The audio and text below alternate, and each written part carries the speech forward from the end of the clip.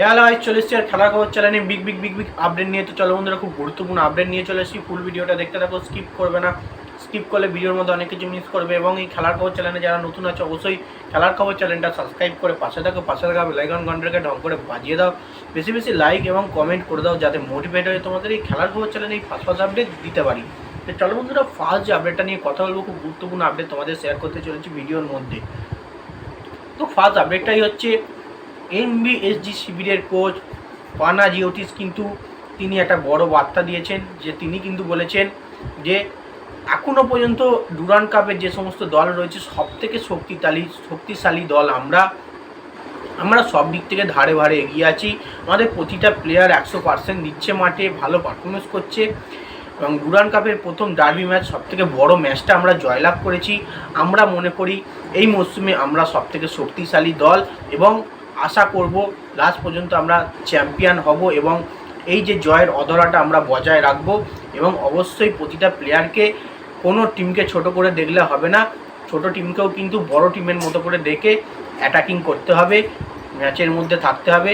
মানে কোচ পানাজিওটিস তিনি পরিষ্কার বলেছেন, তিনি কিন্তু মনে করেন এখনও পর্যন্ত তারা সবথেকে সর্বশক্তিশালী দল, আমরাই শক্তিশালী দল এবং সবথেকে শক্ত ম্যাচ আমরা জয়লাভ করেছি। এবং আশা করছি নেক্সট ম্যাচগুলো আমরা শক্ত ম্যাচ দেখেই কিন্তু নামবো এবং জয়লাভ করব।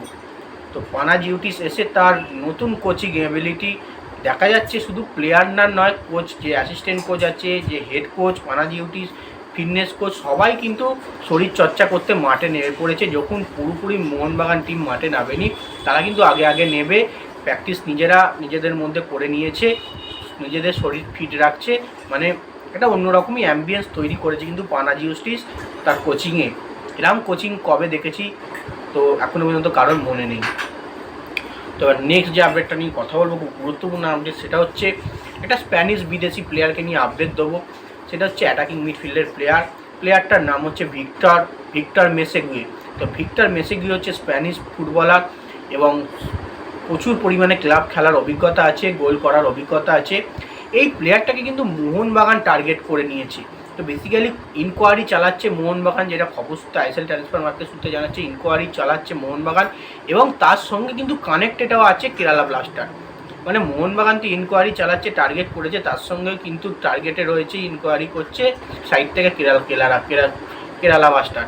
তো কেরালা ব্লাস্টার এবং মোহনবাগান দুজনের মধ্যে কিন্তু লড়াই হচ্ছে এই প্লেয়ারটাকে দলে নেওয়ার জন্যে। এবং এই ভিক্টর মেসেগুয়ে নিশ্চয়ই অ্যাটাকিং মিডফিল্ডের ভালো প্লেয়ার, গোল করার ক্ষমতা আছে, চোট আঘাত পায় না। সেই কারণেই কিন্তু এই প্লেয়ারটাকে কিন্তু মোহনবাগান ম্যানেজমেন্ট খুব জোরালোভাবে টার্গেট রয়েছে। যেহেতু কেরালাও টার্গেট করেছে, একটা লড়াই হবে। এখনও পর্যন্ত কোনো কিছু কনফার্ম হয়নি, কনফার্ম আপডেট এলে কিন্তু তোমাদের ফার্স্ট এই খেলার খবর চ্যানেলে আমরা জানিয়ে দেবো। তো এবার নেক্সট যে আপডেটটা নিয়ে কথা বলবো, বড় চমক, বড় বার্তা কিন্তু চলে এলো ইবিএফসি শিবিরে। ইবিএফসি শিবির কিন্তু সবাইকে চমক দিয়ে একটা দুর্দান্ত প্লেয়ার সাইনিং করিয়ে নিল। তো অস্ট্রেলিয়ান প্লেয়ার, তোমরা নিশ্চয়ই জানো, এর আগে যে আপডেটটা দিয়েছিলাম অস্ট্রেলিয়ান প্লেয়ার, তাকে কিন্তু দলে নেয়নি, তার প্রচুর পরিমাণে চোট, তাকে বাদ দিয়েছে। চোটধারী প্লেয়ার দলে না আনাই ভালো। তো সেক্ষেত্রে একটা দুর্দান্ত প্রোফাইলের প্লেয়ারকে কিন্তু দলে নিয়েছে। প্লেয়ারটার নাম হচ্ছে ক্রিস্টোফার জেমস, যেটা আইএসএল ট্রান্সফার মার্কেট সূত্রে জানা যাচ্ছে, কিন্তু তার নাম ক্রিস। এই প্লেয়ারটা কিন্তু অস্ট্রেলিয়ার জাতীয় দলে খেলার অভিজ্ঞতা রয়েছে এবং তার সঙ্গে প্রচুর পরিমাণে ক্লাব খেলে, সাথে সাথে প্রচুর পরিমাণে গোল করারও ক্ষমতা রয়েছে। তো রাতারাতি কিন্তু দুর্দান্ত একটা সই কিন্তু ইস্ট বেঙ্গল করিয়ে নিল ক্রিসকে দিয়ে। তো দেখা যাক এই অস্ট্রেলিয়ার ক্রিস ইবিএফসি শিবিরে কতটা ভালো পারফরমেন্স করতে পারে।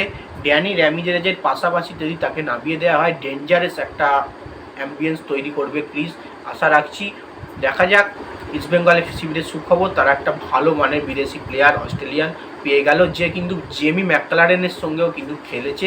জেমি ম্যাকলারেনের সঙ্গে তার কানেক্ট আছে বললেই চলে।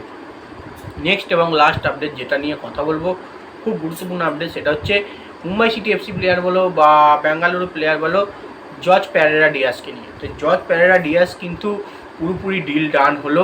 তো কোথায়? প্যারেরা ডিয়াসকে কিন্তু এবার আমরা এফসি গোয়াতে কিন্তু খেলতে দেখতে পাবো। তো এফসি গোয়ার জার্সি গায়ে কিন্তু প্যারেরা ডিয়াসকে এবার কিন্তু খেলতে দেখতে পাবো। প্রথম কিন্তু এফসি গোয়াতেই কিন্তু প্যারেরা ডিয়াস আসে, তারপরে কিন্তু মুম্বাই সিটি বলো, তারপরে ব্যাঙ্গালোর বলো সব রকম দলে খেলে, তার কিন্তু পুরনো দল এফসি গোয়াতে কিন্তু তিনি ফিরতে চলেছে, তাদের সঙ্গে কথাবার্তা পুরোপুরি কনফার্ম হয়ে গেছে।